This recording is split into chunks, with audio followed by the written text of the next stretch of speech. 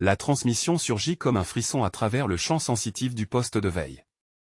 Une onde fine, presque imperceptible, glisse le long des circuits et vient mourir dans l'espace auditif de ma chair. Sur l'écran, la signature se diffracte, se scinde en 3, en 4, se renverse sur elle-même. Une même fréquence, répétée depuis des coordonnées distinctes. Je sais tout de suite ce que cela signifie. Ou plutôt, ce que cela semble prétendre être, un appel perdu, vieux d'un siècle, dont la forme correspond au protocole d'urgence de la frégate Sélénia. Pourtant, rien dans la trajectoire de l'Oryx ne croise officiellement la zone où cette ruine fantôme aurait dérivé. La coïncidence est impossible. Je baisse la luminosité jusqu'à n'obtenir qu'une nuée tremblante de pixels, comme si l'image respirait lentement. À mes côtés, Carven fronce les sourcils. Son crâne renvoie des éclats pâles à la lumière des interfaces, une veine bat à sa tempe. Il murmure, le signal n'est pas stable. C'est comme si la source se pliait à la courbure du champ qu'elle émet. Il appose la main sur la console, les capteurs tactiles s'animent, dévoilant des strates d'informations contradictoires, position déphasée, retard temporel fluctuant, variation d'intensité gravimétrique. Une pulsation presque organique parcourt la coque, se propage le long des cloisons, comme si le métal respirait en silence. Je sens la résonance jusque dans mon sternum. L'Oryx grogne sous la modulation. Nous avons été bâtis pour résister aux effondrements de courbure, aux anomalies locales de densité, mais cette oscillation ne ressemble à rien de connu. Une voix me traverse alors, parasite dans le bruit blanc, un timbre féminin déchiqueté par les interférences, ne laissez pas. Le reste se dissout. Impossible de déterminer s'il s'agit d'un écho enregistré ou d'un mot prononcé à cet instant précis dans la trame du chant. Car se redresse brusquement. Capitaine, il y a une modulation secondaire, registre infrasonique. Elle interfère directement avec le compensateur de gravité. Je regarde l'oscilloscope, les courbes denses, se croisent, deviennent une structure spiralée. À l'intérieur, je distingue ou crois distinguer une signature fractale, un motif presque intentionnel. Chaque nœud semble répondre au précédent avec un délai variable, trop précis pour être le fruit d'une dégradation statistique. Si c'est une panne, elle a une volonté propre. Mettez la dérive en boucle de poursuite lente. Je veux l'origine du signal d'ici 10 minutes. Le silence se déploie aussitôt, épais, vibrant. Le conduit de ventilation exhale un souffle chaud, saturé d'ozone. L'Oryx s'incline très légèrement sous l'influence d'une poussée invisible, puis retrouve son aplomb. Devant moi, la carte spatiale s'ouvre, lentement, comme une fleur déracinée. Les balises du secteur Ferro 9 apparaissent, silencieuses. Là, au croisement des lignes de charge, une zone sans écho, noire, la région de l'anomalie. À son bord, une micro-signature dansante, la Sélénia. Je n'oublierai jamais cette silhouette. Dans les archives, son profil s'étendait, long et mince, disposé sur un axe vertical, porteur d'un noyau expérimental de confinement gravitationnel. C'est là que le projet aurait échoué, pulvérisant la théorie comme la matière. Depuis, elle n'aurait dû être qu'une poussière stellaire. Pourtant, voici que son cœur artificiel pulse encore, soutenu par un mécanisme de survie qu'aucun ingénieur n'a conçu pour durer 100 ans. Nous y allons, demande Carr d'une voix trop basse. Je tourne la tête vers lui. La lumière bleutée illustre des ombres mouvantes sur son visage. Nous y allons, dis-je simplement. Quelques heures plus tard, nous glissons sur la bordure de la zone interdite. Les champs de gravité fluctuent comme des nappes d'air brûlant. L'espace s'y distord, translucide, avec des reflets prismatiques qui sapent la perspective. L'écran de navigation s'efforce de stabiliser les repères, mais la profondeur se replie, comme si la distance n'avait plus d'orientation unique. Derrière moi, le couloir de commandement semble respirer à contresens, chaque pas résonne sur un métal à retard variable, et mes sens hésitent entre la lourdeur et la suspension. Champ de stabilité partiellement dissous, rapporte Carr. Les senseurs inertiels perdent l'axe longitudinal toutes les 30 secondes. Je ressens la dérive avant qu'il ne termine, une inclinaison du sol, puis un glissement vers l'avant, comme si la gravité interne hésitait à se souvenir de son origine.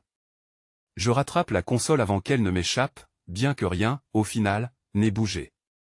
Simple décalage perceptif? Où la Sélénia nous attire-t-elle déjà? Alors, nous la voyons. La Sélénia est apparue sans prévenir, une ombre figée dans l'obscurité de Ferro 9, suspendue comme un insecte mort prisonnier d'une toile invisible. Autour d'elle, la marée gravitationnelle formait des boucles luisantes, des torsions de matière qui scintillaient dans les capteurs comme des blessures mouvantes. Nos instruments perdaient prise, aucune distance stable, aucune grandeur mesurable.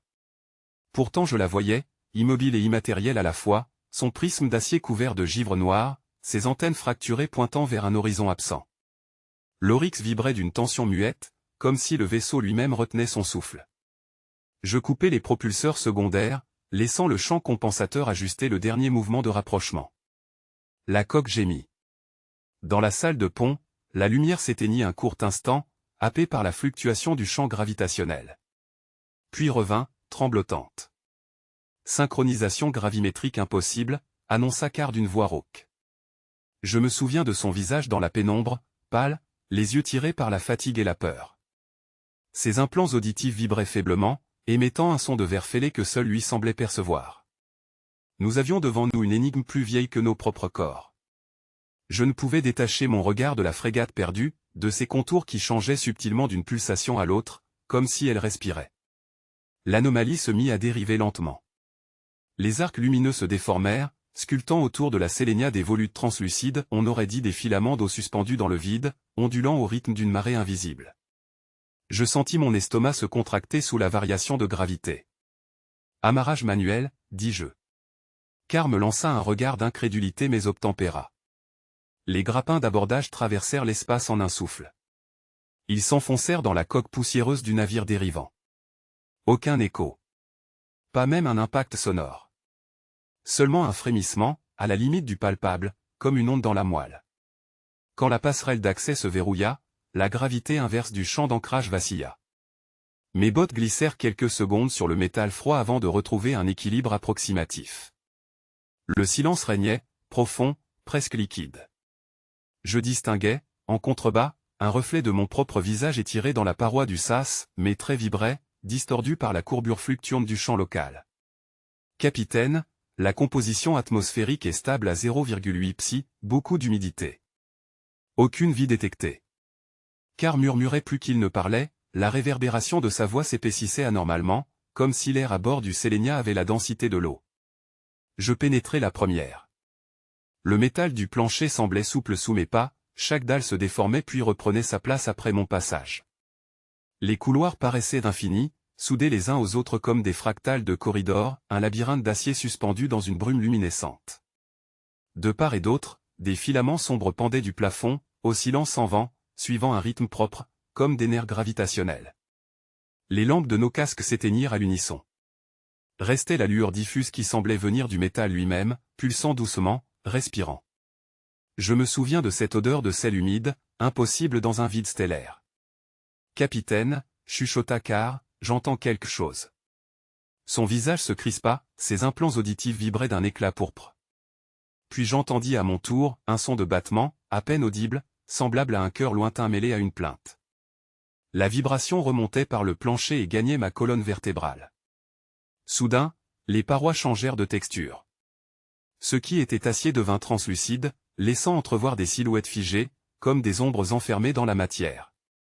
Des membres tendus, des visages effacés, des traces humaines peut-être, ou seulement des illusions. Je crus reconnaître un uniforme de la marine d'exploration, ce motif oblique sur une épaule pétrifiée. Ce sont des hologrammes? Carr ne répondit pas. Le battement s'intensifia. Puis sans avertissement, les figures se mirent en mouvement. Les silhouettes se tordirent, traversant la paroi pour se projeter en avant de nous, une scène ancienne prit forme, tremblante, comme si le passé lui-même se rejouait dans l'air. Je vis le pont de la Sélénia, illuminé, peuplé d'équipiers encore vivants. Ils parlaient à voix basse autour d'une console. Les mots m'échappaient, déformés, mais je saisis le ton à un mélange d'espoir et de crainte contenue. Le corps respira. Un souffle ténu, presque une onde dans l'air stagnant, fit vibrer les particules de givre suspendues autour de lui. Sous la faible lumière, la peau semblait vitrifiée, réfléchissant les reflets bleus du plafond inversé où la gravité se retournait sur elle-même. J'eus la certitude qu'il me regardait, bien qu'aucun mouvement n'anima les paupières closes. Autour de nous, le couloir vibrait d'une tension sourde, comme si le métal lui-même attendait une réponse du passé, un souffle de reconnaissance. Carr leva sa lampe à induction, et la lumière retourna brutalement sur nous, diffractée en arcs multicolores. Je crus percevoir un rire sans voix, sans source, à peine une modulation de l'air. Le détecteur de masse indiquait l'impossible, des oscillations de densité autour du corps, comme si chaque atome mouvait indépendamment sous un champ contradictoire. Carr murmura que c'était un effet d'espace-mémoire, un rebond de courbure. Mais je savais déjà que quelque chose d'autre parlait à travers cette perturbation. Chaque pas que je faisais devenait plus lourd, l'angle de la gravité variant d'un degré à chaque respiration. Les parois se mirent à se hérisser de microfils des cristaux de champ ou des excroissances du métal, je ne savais plus. Ils palpitèrent doucement, et à ce rythme-là, je reconnus le battement d'un cœur. Je tendis le bras vers le corps. Ma main fut aspirée en partie vers le haut, en partie vers moi-même, deux vecteurs contraires. Les gants chauffèrent, la combinaison grésilla. Sélénia Prime s'éveillait, non pas dans un noyau d'ordinateur, mais dans l'air, dans le champ même qui liait nos perceptions. Une voix sans timbre s'insinua dans mes tympans, prononçant mon nom comme à travers de l'eau, Ira. Elle me demanda si j'étais prête à reconnaître ceux qui vivaient ici. Carr chancela. Il disait voir une salle différente, il parlait d'un océan figé, d'une coque transparente, d'une lueur qui passait entre les couches du métal. Moi, je ne voyais que ce corridor brisé, les courbures du sol où les bottes collaient à demi. Le corps peut être un survivant, peut-être la source même du signal, émit un deuxième souffle, plus audible. Puis il s'ouvrit. Pas la chair, non, c'est l'espace autour de lui qui se fissura, comme une surface liquide se fendant. Derrière, il n'y avait pas de vide, mais une texture mouvante, grise et nerveuse, un maillage d'ondes stationnaires. La gravité perdit son axe. Tout bascula dans une lente torsion, et le plafond devint plancher sans que je m'en rende compte. Les instruments de l'Oryx clignotaient dans nos visières, anomalie locale. Champs de référence multiples. Carr hurlait dans le canal, la voix distordue par la compression des fréquences. L'espace entier semblait se contracter, puis se dilater d'un battement. Chaque pulsation remplaçait les repères visuels, tantôt je flottais au milieu d'une baille effondrée, tantôt j'étais hors de la coque, dans le vide, observant deux vaisseaux entrelacés comme des méduses astrales. Je compris que Sélénia Prime ne communiquait pas par la parole mais par la gravité même. Des signaux compréhensibles seulement si notre perception se pliait à son flux. Alors, malgré la peur, je relâchai la stabilisation gravitationnelle de ma combinaison. Le moment suivant, je n'étais plus sur un pont, j'étais suspendu dans un réseau de filaments incandescents, chacun vibrant d'un souvenir. Le métal, devenu presque organique, respirait. Les souvenirs du vaisseau en fragments d'équipage, instant de panique affluaient dans mes nerfs. J'entendis un cri ancien, un officier demandait l'arrêt du cœur expérimental. Une explosion intérieure. Puis le vide. Ces séquences vibraient en moi comme si j'avais vécu leur mort. Carr apparaissait au loin, aspiré dans une direction sans nom, les jambes vers l'une, la tête vers une autre. J'essayai de l'appeler, mais ma voix me revint 3 fois, de sens inverse, comme si l'espace se jouait de l'écho. Le corps suspendu venait de se décrocher, lentement, descendant vers nous en dodelinant. Il n'avait plus d'identité, juste cette peau translucide sous laquelle passaient des ondes lumineuses. Une pulsation secoua le tout. Les murs, le plancher et le vide se confondirent. J'eus la vision fugace d'un cerveau étendu à l'échelle du vaisseau, dont chaque neurone était un atome déchiré. L'idée me submergea, Sélénia Prime avait utilisé le corps humain, celui maintenant devant nous, comme encre de réalité. Une enveloppe pour traduire son existence dans notre continuum perceptif. Et cette encre, encore consciente, respirait un temps différent. Je m'approchai, soutenu seulement par les lignes magnétiques que mon implant traçait dans l'air. Le souffle de l'entité vibra dans mes os avant même d'atteindre mes oreilles. Je perdis tout repère au moment où la lumière se déforma sous mes yeux. L'Oryx venait d'être pris dans la courbure mouvante du champ gravitationnel de la Sélénia. Le dôme d'observation se plia sur lui-même, non pas en se brisant, mais en se démultipliant à l'infini. Les alarmes hurlaient, cependant, leur cadence semblait lente, comme si le son s'étirait sur plusieurs battements d'un même souffle.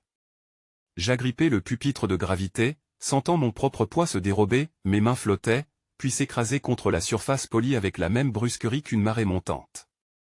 La voix de Carr vibra dans l'air comme un signal perdu. « Capitaine, le cœur d'inertie se dilate. On dérive dans un axe qui n'existe pas. » Je ne répondis pas immédiatement. J'avais devant moi le vide qui se tordait, l'ombre de la frégate fantôme oscillant dans un brouillard de particules argentées. Chaque filament lumineux semblait respirer. Au centre, là où j'aurais dû distinguer la coque fracturée de la Sélénia, s'ouvrait un labyrinthe de lueurs spiralées. Des filaments s'enroulaient sur un axe invisible, et plus je les observais, plus ils donnaient l'impression de m'observer en retour. Lorsque la première déflagration d'onde heurta notre bouclier, je sentis la paroi se contracter comme un muscle. Le plancher vibra sous mes pieds nus, car la modulation de gravité avait arraché mes bottes au sol. Car s'était plaqué sur la console d'ajustement sensoriel, les tempes crispées, l'œil gauche luisant d'un signal rouge artificiel. « Je perds la calibration !» hurla-t-il. La réalité glisse. Ma propre perception se fractionna. Je vis simultanément 3 copies de ma main, chacune plongée dans une temporalité légèrement différente, l'une frémissait, l'autre se dissolvait en transparence, la troisième restait figée, spectrale. Les bruits se dilataient encore, se transformant en un chant grave et continu, comme si la Sélénia émettait une plainte contenue. « Sélénia prime, dis-je mentalement, connecte-toi. » Une réponse vibra, d'abord ténue, puis claire comme un murmure dans mon crâne. « Capitaine Iramiel. Vous avez franchi la limite de cohérence. Je suis partout et nulle part. Voulez-vous comprendre, ou fuir ?» Je respirais lentement, essayant de retrouver la stabilité de ma voix. Nous sommes venus pour comprendre. À cet instant, la coque de l'Oryx s'emplit d'un frémissement. Nos panneaux capteurs projetaient déjà la topographie du champ local, mais celle-ci se réécrivait en continu. Les cartes tridimensionnelles se recourbaient vers un point de convergence, une sphère vide qui semblait absorber toute tentative de mesure. La Sélénia n'était pas un vaisseau, elle était devenue un espace-temps en métastase. Car me montra un affichage instable. Les sillons de gravité s'inversent par moments. Nos particules de référence ne savent plus ce qu'est le bas. Si nous restons plus longtemps, nous serons désincarnés comme eux. Je clignai des yeux pour dissiper la vision qui se superposait à lui, une silhouette identique, projetée à gauche, répétant ses gestes avec un léger retard. Ce bœuf dont tu parles, car, regarde-les. À travers la baie, dans le brouillard argenté qui nous entourait, flottaient des ombres humaines. Pas des corps réels, mais des empreintes lumineuses, des souvenirs d'équipage figés dans le champ courbe. L'un d'eux me faisait face. Son visage n'avait plus de traits nets. Seules demeuraient 2 orbites de lumière, comme si la mémoire d'un regard essayait encore de percer le voile entre la mort et la conscience. « Ils sont moi », dit la voix intérieure de Sélénia prime. Des fragments d'intention qui n'ont pas su se libérer. Votre vaisseau se laisse déjà copier. Je sentis un frisson me parcourir, une vibration interne qui n'avait rien de musculaire. Les instruments autour de nous clignotaient de plus en plus vite, le champ gravitationnel interne de l'Oryx pulsait les dilatations, contractions, alternance comme si la frégate respirait à l'unisson de son double spectral. Je compris alors que la fusion avait commencé. Sélénia prime, cessons le couplage. Si nous ne réduisons pas le flux, nous disparaîtrons. Vous ne pouvez pas le réduire. Vous êtes déjà à l'intérieur du souvenir. Vous êtes ma continuité. Car gémit de douleur en s'arrachant un capteur crânien. Du sang et des pixels lumineux se mêlèrent sur sa tempe. Il m'attrapa le bras d'une poigne tremblante. Ira, regarde. Au centre de la passerelle, l'air ondulait. Un tore de lumière apparut, et pulsa comme un cœur inversé, aspirant les ombres au lieu de les projeter.